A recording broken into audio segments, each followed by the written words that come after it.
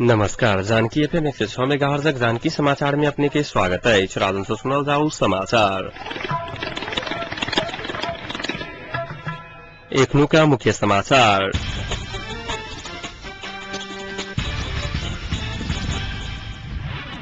सहमति के लेल दल सब आसीन धरि के समय कालाक मांग। दल सब बीच 3 विकल्प रहल। नेकपा माओवादी के प्रवक्ता सापकोटा के कहब। राजधानी फैग संचार गृह सब पत्रकार के शोषण कर रहल। न्यूनतम पारिश्रमिक निर्धारण समिति के अध्यक्ष गोविंद आचार्य के कहब। विश्वक सबसे बड़का थनका आसीन 19 आ 20 गते नेपाल में प्रदर्शन कयल जात। सोनक मोल में गिरावट, प्रति तोला 610 रुपैया कम। और T20 प्रतियोगिता अंतर्गत भारत और पाकिस्तान बीच प्रतिस्पर्धा जारी। दल सब बीच सहमति के लिए आसीन महीना भर के समय के मांग कयल गेल। राष्ट्रपति डॉक्टर रामवरण यादव संग आइ भेल छलफल में प्रमुख 3 दल सहितक दल सब गतिरोध अंत्य के लेल आसीन महीना भर में सहमति करय के प्रतिबद्धता जनौलक अछि। भेंट में राष्ट्रपति यादव जल्दीए सहमति में जाय लेल आग्रह समेत कयने छलखिन। राष्ट्रपति डॉक्टर रामवरण यादवक आयोजना में प्रमुख दलक नेता सभक बैसार शीतल निवास में बजाओल गेल छल। सहमति नहि कऽ दल सब मोर्चाबंदी शुरू कयलाक बाद सहमति के पहल करबा लेल राष्ट्रपति नेता सबके बुझौने छलखिन। बैसार में माओवादी के तरफ से प्रधानमंत्री डॉक्टर बाबूराम भट्टराय, अध्यक्ष प्रचंड सहभागी चले त एमाले के तरफ से पार्टी अध्यक्ष झलनाथ कर्ण और माधव नेपाल, नेकपा माओवादी के तरफ से अध्यक्ष मोहन वैद्य, देव गुरुङ सहभागी चलाइत। तेना मधेसी मोर्चा से मधेसी जातकार प्रमुख लोकतंत्र के अध्यक्ष एवं गृहमंत्री विजय कुमार गच्छेदार, फोरम गणदाती के तरफ से संचार मंत्री राजकिशोर यादव और सद्भावना पार्टी के अध्यक्ष एवं स्वास्थ्य मंत्री राजेन्द्र महतो विमर्श में सहभागी चलाइत।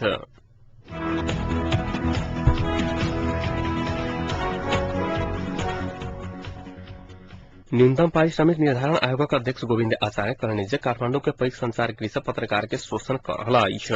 क्रांतिकारी पत्रकार संघ चितवन के सम्मेलन के उद्घाटन करैत पैघ संचार माध्यम सब अप्रत्यक्ष रूपेण स्थानीय संचार माध्यम सबसे सेहो शोषित भ रहल आचार्य के आरोप लगौलनि।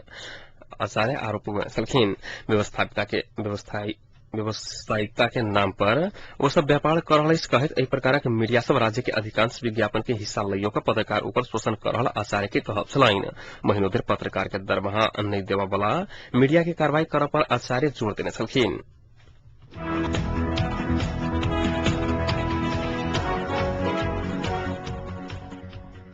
नेपाली कांग्रेसक नेता शेरबहादुर देउबा कहलनि जे सहमति कऽ एखनो संविधान सभा पुनर्स्थापन कयल जा सकैया। नेपाल प्रेस यूनियन के उपाध्यक्ष स्तरीय जमघट के संबोधित करैत देउबा माओवादी विगत जगह धमका के शासन कर रहल आरोप लगौने छलखिन। माओवादी के चरित्र सुधार करऽ के जरूरी रहल हुनक कहब छलनि।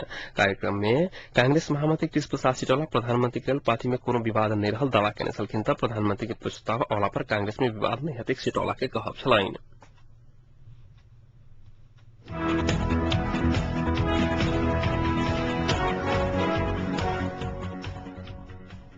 भारतीय यातायातक साधन और चलचित्र पर नेपाल में प्रतिबंध लगावा के मोहन वैद्य नेतृत्व के नेकपा माओवादी के निर्णय के विरोध में समाजवादी विद्यार्थी संघ धौलसा जनकपुर में इच्छा जाम केने छल।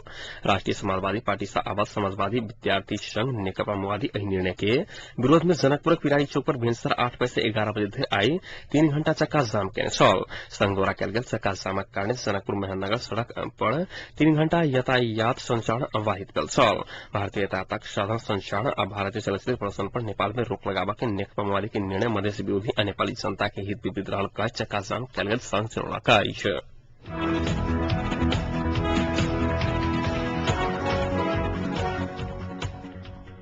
बीतल हफ्ता के तुलना में आई सोनक मोल 7 से 10 रुपया कम में बाजार में कारोबार भेल अछि। अगिलका हफ्ताक प्रति तोला 60,500 कम रहल सोन आई बाजार में प्रति तोला 59,790 रुपया में कारोबार भेल नेपाल सोन चांदी व्यवसायी संघ जनौलक अछि।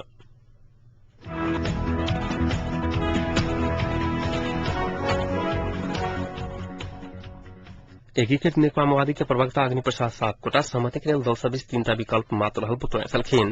पार्टी कार्यालय कोटेश्वर में आइ भेल पत्रकार सम्मेलन में नेता सापकोटा 3 में से अपन पार्टी के नेतृत्व में राष्ट्रीय समिति के सरकार पहिल विकल्प रहल बतौने छलखिन। संविधान में आधारभूत विषय में सहमति भेल कांग्रेस के नेतृत्व में सरकार बन सकला बादो एखन के अवस्था में कांग्रेस के नेतृत्व स्वीकार कयल नहीं जा सकबाक बतौने छलखिन।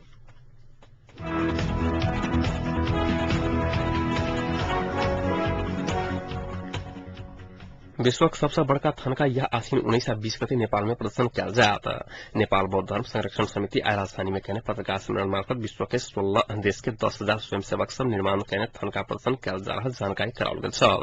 भगवान बुद्ध के जीवन का 12 महत्वपूर्ण घटना के चित्रण का बनाओल गेल थनका ऐसे पहले अमेरिका, जापान, मंगोलिया आ भारत में प्रदर्शन किया गेल छल। डॉक्टर सूर्य थकाली के अवधारणा में निर्मित थनका प्रदर्शन के बाद फिर जापान में राखल जात नेपालक लुम्बिनी में राख के उद्देश्य से थनका के निर्माण कला गेला बाद नेपाल लगायत विभिन्न देश में प्रदर्शन पश्चात जापान में राखल जात कपड़ा में बुट्टा काट के निर्माण कल गेल थनका 81 टुकड़ा में विभाजन कल गेल अंतर्गत रंगशाला में होगा थनका प्रदर्शनी अवलोकन के लिए प्रवेश निःशुल्क रहत आयोजक जनौलका।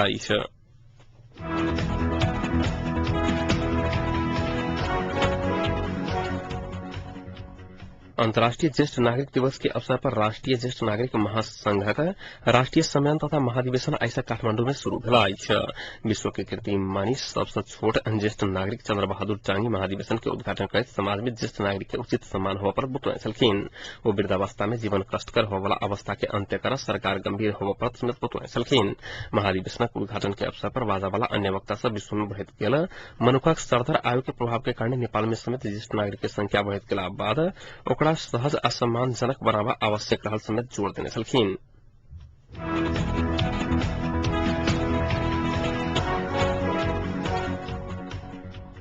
जिला प्रशासन कार्यालय रामेछाप में वैदेशिक रोजगारी में जाय पासपोर्ट बनावे वाला सभक संख्या में वृद्धि भला। जिला प्रशासन कार्यालय आर्थिक वर्ष 2068-69 के कार्तिक में 25 गते से लग पासपोर्ट लेवा आवे वाला 9 महीना में 5,359 गोटे के पासपोर्ट लेवा वाला के सिफारिश करने जनावल गेला। कार्यालय चालू आर्थिक वार्षिक 2 महीना में 1,139 गोटे के जिला प्रशासन कार्यालय काठमांडू से पासपोर्ट लेवा के लिए वह कार्यालय से पासपोर्ट लेवा के लिए सिफारिश करने जनावल गेला।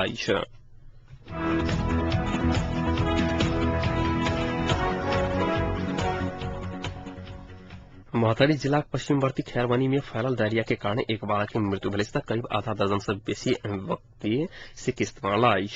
डायरिया लायक मृत्यु होने वाला सब में खैरवानी 7 निवासी 2 वर्षक मनीष ठाकुर स्थानीय वासी सब जानकारी करनी। तहिना डायरिया से स्थानीय 12 वर्षीय सरिता महरा, 32 वर्षीय राम प्रबोध महाराज सहित के व्यक्ति सब गंभीर घायल भेल ओकरा सबके शमशी स्थित स्वास्थ्य चौकी में उपचार भरला। डायरिया से खैरवानी 7 के संपूर्ण वार्ड प्रभावित भेला। जाहि में से सबसे बेसी दलित महरा बस्ती प्रभावित भेल तो वह वार्ड में रहल हजाम बस्ती समेत डायरिया से प्रभावित भेला।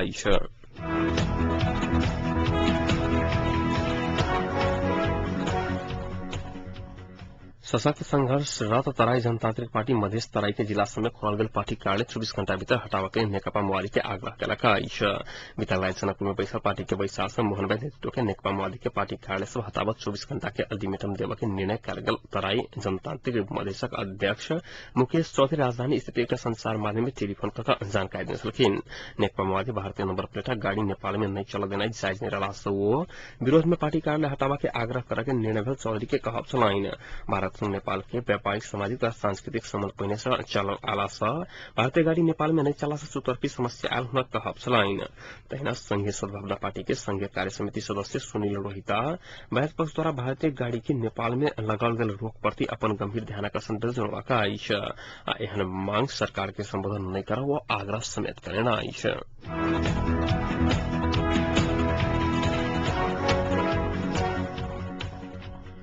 राष्ट्रीयता के लिए कहे कि मोहन भाई नेतृत्व के नेकपा माओवादी द्वारा भारतीय नंबर प्लेट के सवारी साधन प्रति प्रतिबंध तथा हिंदी चलचित्र ऊपर रोक लगाने के निर्णय मधेश विरोधी निर्णय रहल मधेश राष्ट्रीय मुक्ति मोर्चा क्रांतिकारी जनौलका। एकीकृत नेकपा माओवादी संबंध मोर्चा जनकपुर में पत्रकार सम्मेलन कर नेकपा माओवादी के निर्णय के बाल हद के संज्ञा देने छल। नेकपा माओवादी सस्ता लोकप्रियता प्राप्त करके धैर्य से प्रकारक निर्णय कहने पत्रकार सम्मेलन में मोर्चा द्वारा जारी विज्ञप्ति में उल्लेख कल गेल छल। भारत के विरोध कर राष्ट्रीयता के नाटक कर रहा नेकपा माओवादी मधेसी जनता के पीड़ा देवे के लिए एहि प्रकारक निर्णय कहने विज्ञप्ति में आरोप लगाओल गेला। नेकपा माओवादी के प्रकारक निर्णय से एक केंद्र के प्राप्त संपूर्ण उपलब्धि समाप्त होवे के खतरा रहल मोर्चा जनौलका। भारत और नेपाल बीचक संबंध के प्रभावित करे के संगे भारतीय सरकार के आक्रोशित करवा नेकपा माओवादी एहन निर्णय सब कहने मोर्चा निष्कर्ष निकाल लिया। नेकपा माओवादी अपन तामसिलिंग राज्य समिति मार्फत भारतीय नंबर के संपूर्ण सवारी साधन, हिंदी चलचित्र, हिंदी प्रकाशन एवं प्रसारण ऊपर रोक लगावा के भ्रष्टाचारी विरुद्ध संघर्ष करा के सहित अगहन 10 गते धरि के संघर्ष कार्यक्रम सार्वजनिक करने आई।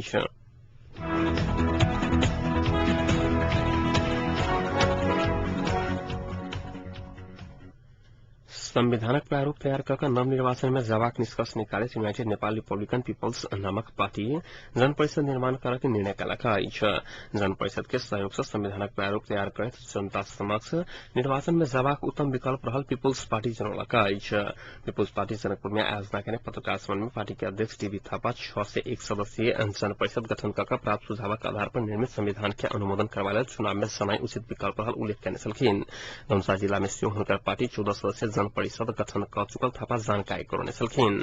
थापा के अनुसार धनुषा क्षेत्र नंबर 107 धरि क्रमशः रामलाला झा, रामाशीष मंडल, श्रवण कुमार मंडल, दीपक झा, राजकुमार जायसवाल, अमरेंद्रनाथ ठाकुर, प्रशांत कुमार झा सम्मिलित जन परिषद गठन कयल गेल अछि। तेना समानुपातिक सेहो 7 सदस्यीय जन परिषद गठन कयल गेल थापा बतौने छलखिन।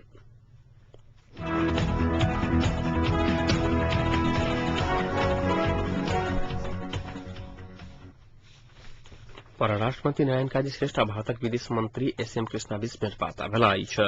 संयुक्त राष्ट्र संघक 67 महासभा के क्रम में भेल साइडलाइन वार्ता में दू देशक बीचक संबंध आइसँ पहिने भेल सहमति कार्यान्वयन के विषय में विमर्श भेल छल।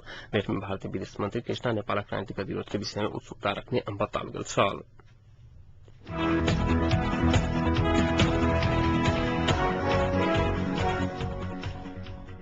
जयनगर स्थित प्राथमिक स्वास्थ्य केन्द्रक दंत विभाग विगत 6 महीना से बंद रहला से सेवाग्राही सब समस्या में पड़ल अछि।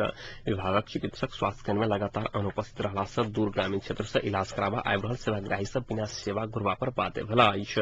विभिन्न गाम से इलाज के लिए स्वास्थ्य केन्द्र में पहुंचल सेवाग्राही सब के उद्धृत करैत सहकर्मी सूरज गुप्ता से प्राप्त जानकारी अनुसार संबंधित चिकित्सक अधिकांश समय केन्द्र में अनुपस्थित रहैत छथि।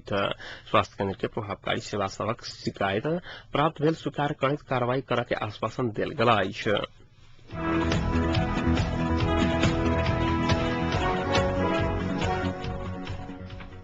पाकिस्तान के विभिन्न क्षेत्र में मूसलाधार वर्षा के बाद आयल बाढ़ के कारण 40 से 22 गोटे के मृत्यु भेल अछि। भीषण बाढ़ के कारण 3000 व्यक्ति घायल भेल तऽ 3,50,000 व्यक्ति घर छोड़ा बाध्य भेल अछि। प्रत्येक वर्ष पाकिस्तान में बाढ़ के कारण 100 गोटे के जान जाइत अछि तऽ लाखों व्यक्ति विस्थापित होइत आयल अंतर्राष्ट्रीय संचार माध्यम सब जनौलक अछि।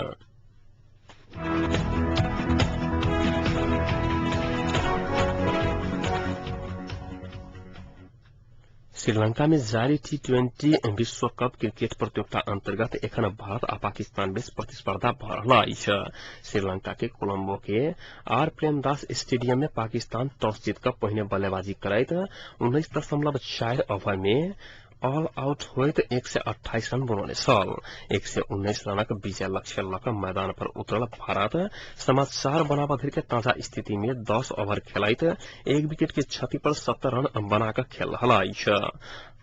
एखन क्रीज पर वीरेंद्र सहवाग 25 आ विराट कोहली 43 रन बनाकर खेल रहल अछि। एहिसँ पहिने आइ भेल पहिल खेल में ऑस्ट्रेलिया साउथ अफ्रीका के 8 विकेट के हरौने छल तऽ एहि बीच जनकपुरक विभिन्न चौक सब में आ विभिन्न मोहल्ला सब में जेनेरेटर चलाकर मैच देखय के उत्साह देखल गेल अछि बताओल गेल अछि।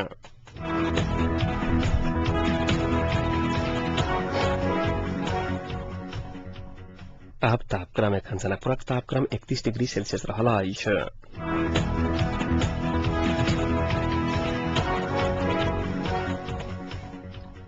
प्रमुख समाचार अंत में पुनः एक बेर फेर से।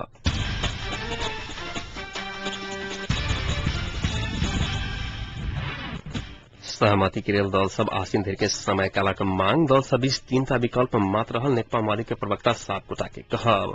राजधानी के पैघ संचारगिरी सब पत्रकार के शोषण कर रहल न्यूनतम पारिश्रमिक निर्धारण समिति के अध्यक्ष गोविंद आचार्य के कहब। विश्वक सबसे बड़का थनका आसीन 19 आ 20 गते नेपाल में प्रदर्शन कयल जायत। सोनाक मूल्य में गिरावट प्रति तोला 6 से 10 रुपया कम। आ T20 प्रतियोगिता अंतर्गत भारत आ पाकिस्तान बीच प्रतिस्पर्धा जारी। अहिक संग आजुक जानकी समाचार एतै सम्पन्न होइत अछि। समाचार कक्षक संपूर्ण सहकर्मी के संग हम राजन आज्ञा चाहब। समाचारक दोसर बुलेटिन के संग काल्हि भोर उपस्थित रहबेटा करब। ताधरि के लेल सुनते जानकी FM 106 मेगाहर्ट्ज। नमस्कार, शुभ रात्रि।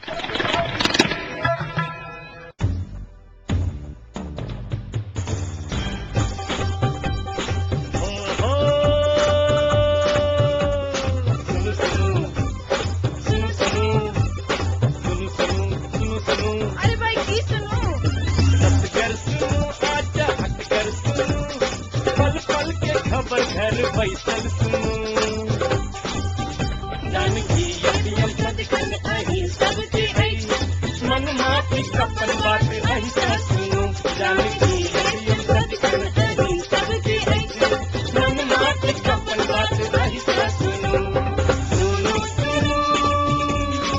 मिथिलांचल गर्व जानकी अध्यक्ष 106 मेगा